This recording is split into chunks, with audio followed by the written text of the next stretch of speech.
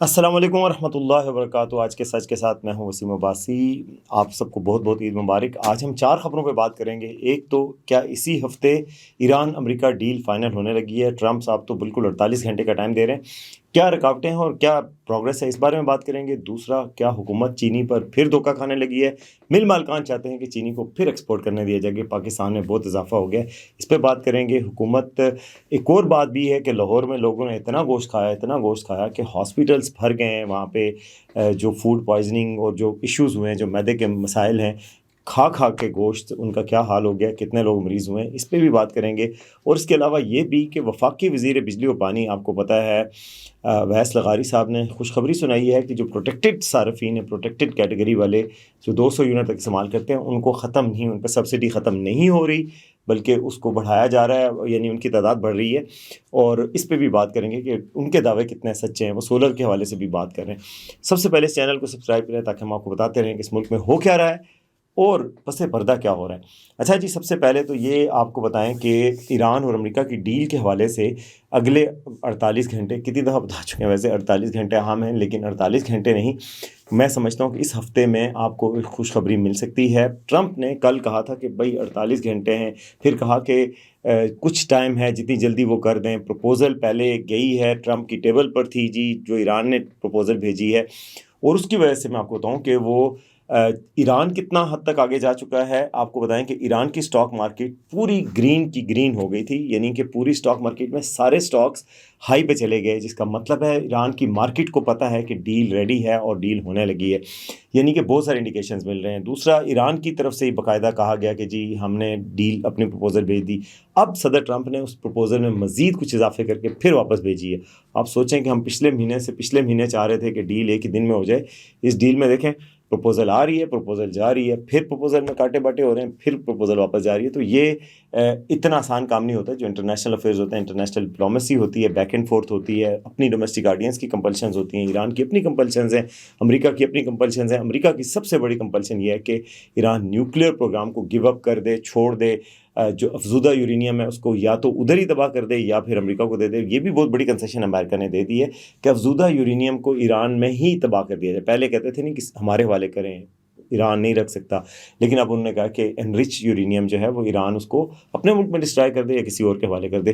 तो डील होती नज़र आ रही है, स्टॉक मार्केट उसके इंदिया दे रही है, और चीज़ें पॉजिटिव आ रही हैं, ईरान के अंदर से पॉजिटिव वाइब्स आ रही हैं। ट्रंप साहब थोड़ी सी कन्नी कतरा जाते हैं, कन्नी मार रहे हैं थोड़ी सी, कभी इधर कभी उधर, कहते हैं जी अगर नहीं तो जंग भी तैयार है। ईरान में ये तासुर है कि शायद ट्रंप साहब जो जब भी डील की बात करते हैं, साथ साथ जंग की तैयारी भी कर रहे होते हैं, तो कहीं ये ना हो। लेकिन जो माहिरीन हैं, जो इंटरनेशनल अफेयर्स को समझते हैं, वो समझते हैं कि दोनों ममालिक जंग अब आगे नहीं बढ़ाना चाहते, और ये एक अच्छी खबर मिल सकती है जिसमें आबनाए हरमुज़ को खुलने की भी खुशखबरी आ सकती है। कल पाकिस्तान की स्टॉक मार्केट खुलेगी तो आपको मज़ीद क्लियर हो जाएगा बिजनेसेस और पाकिस्तानी हालात क्या चल रहे हैं। बजट भी आ रहा है पाकिस्तान का, आपको पता है 5 जून को इजलास तलब कर लिया गया, उसमें बजट आ रहा है, और बजट में सुनने में आ रहा है कि जो 1.5 लाख तक सैलरी माहाना लेते हैं उनके लिए एक रिलीफ होगा, टैक्स में थोड़ी सी कमी होगी, और बिजनेसेस के लिए भी टैक्स में कमी का इंदिया दिया जा रहा है। तो ये अच्छी खबरें आपको सुनने को आने वाले दिनों में मिलेंगी। दूसरी तरफ पाकिस्तान में चीनी का फिर बहरान पैदा होने जा रहा है। क्या ये एक ऐसी खबर है, क्योंकि आपको पता है कि पाकिस्तान में हमेशा से ये पैटर्न है, पाकिस्तान में बड़े बड़े अमीर लोगों की, बड़े बड़े पॉलिटिशियंस की शुगर मिलें हैं, जहांगीर तरीन से लेके अशरफ ज़का से लेके हमजा शहबाज और रमज़ान शुगर मिल, या शरीफ फैमिली की मिल्स से लेके जरदारी साहब की मिल्स तक, बड़े बड़े ख़ानदानों की शुगर मिले हैं। उन्होंने दोबारा जनाब प्राइम मिनिस्टर को ख़त लिख दिया है, और वो हमेशा क्या करते हैं कि कहते हैं शुगर बहुत बढ़ गई है, जब गन्ना क्रशिंग होती है, गन्ना सस्ता गन्ना ले लेते हैं लोगों, किसानों बेचारों से। मिलें बहुत अमीर और पावरफुल होती हैं, उन्होंने जनाब वो चीनी बना लेते हैं, चीनी बना के उसको फिर ज़ख़ीरा करते हैं, और फिर कहते हैं चीनी बहुत हो गई है पहले, और उसे एक्सपोर्ट करने की इजाज़त दी है। जब एक्सपोर्ट करती है हुकूमत, और ये एक्सपोर्ट करते हैं, कहते हैं जी हम डॉलर लेके आएंगे, बड़ा एक्सपोर्ट हो जाएगी, तो फिर उसके बाद क्या होता है कि मुल्क में शॉर्टेज होती है। चीनी जनाब 35 रुपये से 150 रुपये तक जाती है, 200 रुपये तक जाती है, और फिर पाकिस्तान में हाई हाई हो जाती है, क्योंकि चीनी, आटा, चावल ये ऐसी स्टेपल फूड है पाकिस्तान की। हालांकि चीनी जहर है, वाइट चीनी को जितना आप छोड़ सकते हैं छोड़ें, लेकिन पाकिस्तान में अभी छोड़ा नहीं जा सकता, हर चीज़ में डलती है। तो चीनी का जो है ना वो बहरान पैदा हो जाता है, और हुकूमत की ऐसी तैसी हो जाती है। लेकिन हुकूमत जो है वो हमेशा धोखा खाती है। कहते हैं ना, धोखा और खोता खाने के बाद पता चलता है। किसी ने कहा था, क्या खूब कहा था। तो जनाब हुकूमत भी हमेशा धोखा खा जाती है, मासूम सी बन जाती है जब ये मिल वाले कहते हैं, क्योंकि हुकूमत के अपने भी लोग इसमें होते हैं, बहुत बड़े बड़े लोग जो कि पार्लियामेंट में हैं, जो कैबिनेट में होते हैं, उनकी मिलें, और जो कोई किस किस ओहदों पे होते हैं, तो फिर उनको हमेशा कहते हैं अच्छा आप कह रहे हैं तो चलें एक्सपोर्ट कर लें, मेरा ख्याल है यही बेहतर है। फिर बाद में कहते हैं ओहो हो बड़ा जुल्म हो गया, बड़ी ज़्यादती होगी। तो आज जनाब मेरे पास एक ख़त है जिसकी डेट है 25 मई। उसमें जनाब प्राइम मिनिस्टर को ख़त लिखा है, एक्सपोर्ट ऑफ सरप्लस शुगर, जो बड़ी शुगर है, Pakistan sugar mill association is highly grateful to your good self.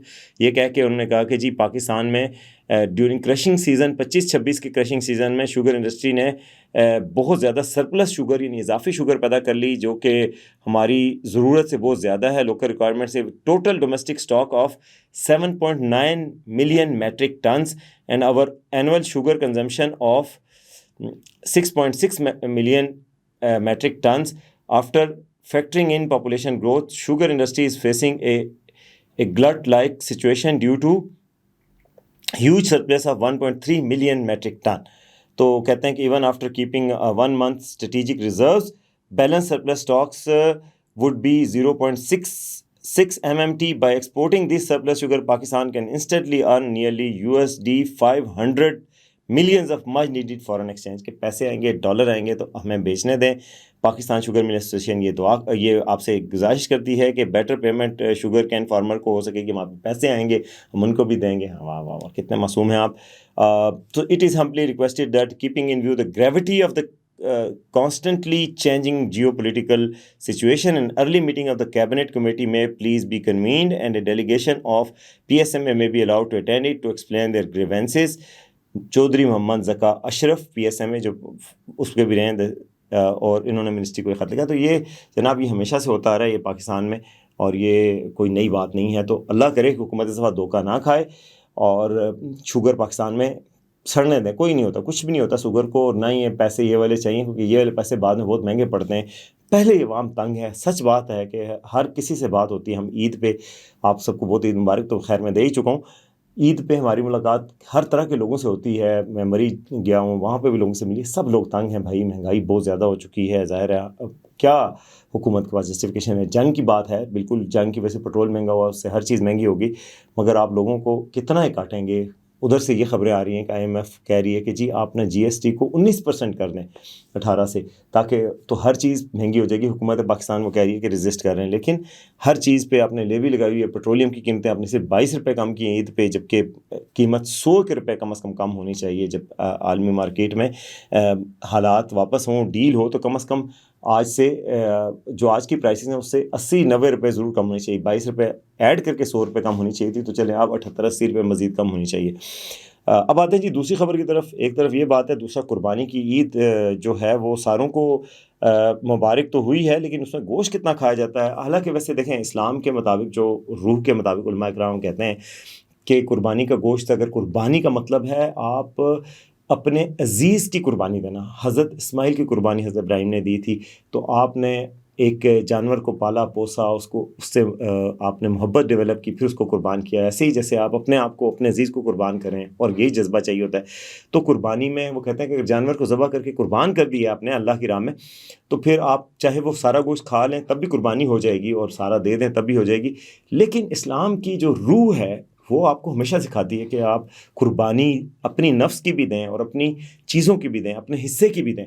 तो अपने हिस्से का गोश्त भी दूसरों को दे दें तो कोई बुरी बात नहीं, अपने हिस्से का रख लें, थोड़ा सा दूसरों को दें। कम अज़ कम मैं समझता हूँ कि दूसरों को शेयर करना तो बहुत ज़रूरी है। अगर आपके पास गोश्त आया है, ज़्यादा आया है, पूरा जानवर किया है, 7 हिस्से किए हैं, तो आपको कम अज़ कम 3 हिस्से नहीं कर सकते, 2 हिस्से तो अल्लाह की राह में लोगों को दे दें, क्योंकि इस्लाम तो यही सिखाता है कि आप शेयर करें। Sharing is caring.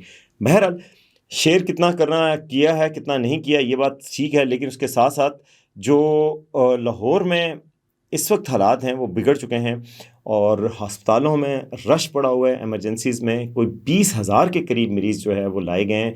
मुख्तलिफ 6 अस्पताल है लाहौर के, उनमें और जनाब लोगों को किसी को गैस्ट्रोइंटाइटिस है, किसी को मैदे की जलन है, किसी को तेज़ाबियत है, किसी को क्या है, किसी को क्या है। मैदे की सारी बीमारियां हैं और वो सारी ईद से रिलेटेड और गोश्त से रिलेटेड हैं। डॉक्टर्स कह रहे हैं कि यार आप जो है कम से कम वो थोड़ा सा एहतियात करें, गोश्त जितना खाना है आप थोड़ी लिमिट में खाएं। अगर आप ब्लड प्रेशर के मरीज़ हैं, आप दूसरी चीज़ों के मरीज़ हैं, तो आप उस हिसाब से, दिल के मरीज़ हैं तो कम से कम 100 ग्राम 150 ग्राम तक एक नशिस्त में खाएं। लेकिन हम जब नशिस्त में आते हैं, बारबेक्यू तिक्के, वैसे मैं खुद बहुत ज़्यादा गोश्त खाया यार। मैं भाइयों के घर गया, अपनी सिस्टर्स के घर, ये वो, तो बारबेक्यू हो रहा है, कबाब बन रहे हैं, वो खाए, फिर उसके बाद पुलाव, फिर वो खाए, फिर कबाब खाए। मैं खुद गिल्टी हूँ भाई, कम से कम 2 किलो तो मैंने खाया होगा पूरे यानी 4 दिनों में। लेकिन अल्लाह का शुक्र है मेरी बचत रही है। लेकिन यह है कि इससे भी ज़्यादा लोग खा रहे हैं, मैं आप दूसरों को क्या कहूँ। लेकिन जिस को जो मर्ज़ है उस हिसाब से आपको एहतियात करनी चाहिए, साथ सब्ज़ियाँ खानी चाहिए। मरीज़ जो बता रहे हैं डॉक्टर्स, तिब्बी माहिरीन, वो मैं आपको बताता हूँ। लेकिन ये कहा जा रहा है कि जी बसियार खोरी के बाद शहरियों की बड़ी तादाद डायरिया और गैस्ट्रो के अमराज में मुब्तला हो गई है। जिन्ना अस्पताल लाहौर में कोई 2000 से ज़ायद, सरसी अस्पताल में 1800 से ज़ायद, मेयो अस्पताल में अब तक 3500 से ज़ायद मरीज़ लाए हैं। गंगाराम और जनरल अस्पताल में भी 1500 से ज़ायद मरीज़ रहे हैं। और ये इतदाल के साथ गोश्त इस्तेमाल ना करने की वजह से हुआ है। शहरियों और बीमार अफराद को चाहिए कि गोश्त को थोड़ा और सब्जियों के साथ इस्तेमाल करें। सलाद, सब्ज़ी, दही, लीमू का इस्तेमाल किया जाए। एक वक्त में 2 से 3 छोटे टुकड़ों का गोश्त खाने से ज़्यादा गोश्त खाने से गुरेज किया जाए, ये तिब्बी माहिरीन कह रहे हैं। बारबेक्यू और चिकनाई वाले गोश्त का ज़्यादा इस्तेमाल कोलेस्ट्रॉल बढ़ा सकता है। शुगर के मरीज़ गोश्त कम मिकदार में खाएं और चिकनाई के बगैर इस्तेमाल करें। साथ ही कोल्ड ड्रिंक पी जाती है वो कहते हैं, और मीठे, उसको कम किया जाए।